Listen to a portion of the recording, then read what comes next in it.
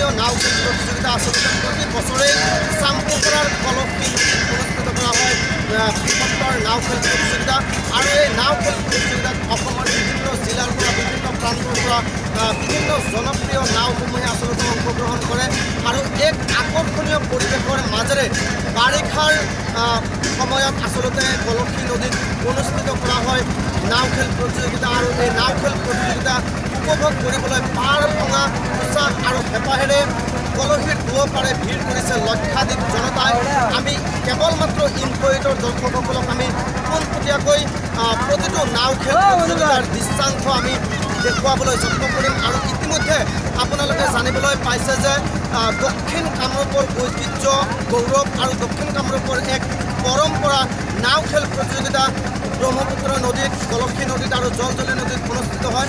প্ৰতি বছৰে কলহী নদীত আচলতে চাম্পোপাৰা আঞ্চলিক যুৱ সংঘই হওক বা চাম্পোপাৰা বজাৰ ব্যৱসায়ী সন্থাই হওক এনেধৰণৰ নাও খেল প্ৰতিযোগিতা অনুষ্ঠিত কৰি দৰ্শকসকলক আৰু ৰাইজক এক আমোদজনক পৰিৱেশ দি আহিছে।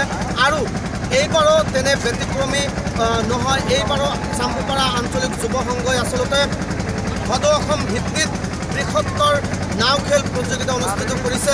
আৰু ইনকোয়েটৰ সমূহ দৰ্শকক আমি পোনে পোনে দেখুৱাইছোঁ কিদৰে আচলতে কলহীৰ দুয়োপাৰে লাখ লাখ জনতা আচলতে লক্ষাধিক জনতাই ভিৰ কৰিছে। প্ৰায় 3 কিলোমিটাৰ দৈৰ্ঘ্যৰ কলহীৰ দুয়োপাৰে হেজাৰ হেজাৰ জনতাই আচলতে ভিৰ কৰিছে কেৱল আকৰ্ষণীয় নাও খেল প্ৰতিযোগিতা উপভোগ কৰিবলৈ। আৰু চাম্পোপাৰা আঞ্চলিক যুৱ সংঘ এই ক্ষেত্ৰত নিশ্চিতভাৱে ধন্যবাদৰ পাত্ৰ হ'ব বা তেওঁলোকৰ শলাগ আচলতে ল'বই লাগিব। কাৰণ দক্ষিণ কামৰূপৰ ৰাইজক বা দক্ষিণ কামৰূপৰ জনতাক এনেকুৱা ধৰণৰ আকৰ্ষণীয় আৰু এটা বৃহত্তৰ নাও খেলৰ জৰিয়তে জাতি ধৰ্ম বৰ্ণ নিৰ্বিশেষে সকলোবোৰ মানুহক একত্ৰীকৰণৰ যি প্ৰয়াস এই প্ৰয়াস আচলতে সঁচাকৈ এটা প্ৰশংসনীয় পদক্ষেপ বুলি ক'লেও আচলতে ভুল কোৱা নহ'ব। ইনকোয়েটৰ সমূহ দৰ্শকক আমি কেৱল প্ৰতিটো দৃশ্যাংশ আৰু প্ৰতিটো নাও খেলৰ আমি দৃশ্য দেখুৱাবলৈ চেষ্টা কৰিম। ইতিমধ্যে প্ৰথম ৰাউণ্ড সমাপ্ত হৈছে আৰু তাৰে মাজত কেইবাটাও উল্লেখযোগ্য নাৱে অংশগ্ৰহণ কৰিছে। তাৰ মাজত আছে খাজা বাবা, ভাই ভাই এক্সপ্ৰেছ, বুলবুল, আছাম বুলবুল, আলিবাবা এনেকুৱা ধৰণৰ কেইবাটাও জনপ্ৰিয় নাৱে যিবোৰ নাৱে প্ৰতি বছৰে অসম ভিত্তিত নাও খেল প্ৰতিযোগিতাত আচলতে প্ৰথম দ্বিতীয় এনেকুৱা ধৰণৰ স্থান দখল কৰিবলৈ সক্ষম হৈছে। আৰু সেই জনপ্ৰিয় নাওসমূহে ইতিমধ্যে দক্ষিণ কামৰূপৰ কলহী নদীত অনুষ্ঠিত হৈ থকা এই জনপ্ৰিয় নাও খেলত অংশগ্ৰহণ কৰিছে। আৰু এই নাও খেলৰ অন্ত পৰিব কাইলৈ, অৰ্থাৎ কাইলৈ ঘোষণা কৰা হ'ব চূড়ান্ত ৰাউণ্ডৰ চূড়ান্ত খেলৰ ফলাফল।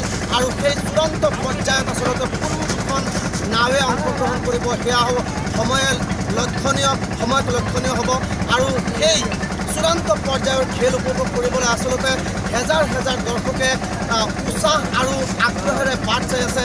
কাইলৈ যিহেতু চূড়ান্ত খেলখন অনুষ্ঠিত হ'ব গতিকে আজিৰ খেলসমূহ অধিক প্ৰতিদ্বন্দ্বী হ'ব। আৰু আজিৰ খেলত যিসকল নাৱে অংশগ্ৰহণ কৰিব প্ৰতিটো নাৱৰ যিসকল বাইচা সাধাৰণতে নাৱৰ যিসকল নাৱৰীয়া বা বাইচা তেওঁলোকে যথেষ্ট গুৰুত্বপূৰ্ণভাৱে আচলতে তেওঁলোকে নাও খেলিব লাগিব। আৰু এই প্ৰথম আৰু দ্বিতীয় ৰাউণ্ডৰ যিসকলে জয়লাভ কৰিব পাৰিব তেওঁলোকে আচলতে চূড়ান্ত ৰাউণ্ডলৈ অৱতীৰ্ণ হ'ব পাৰিব।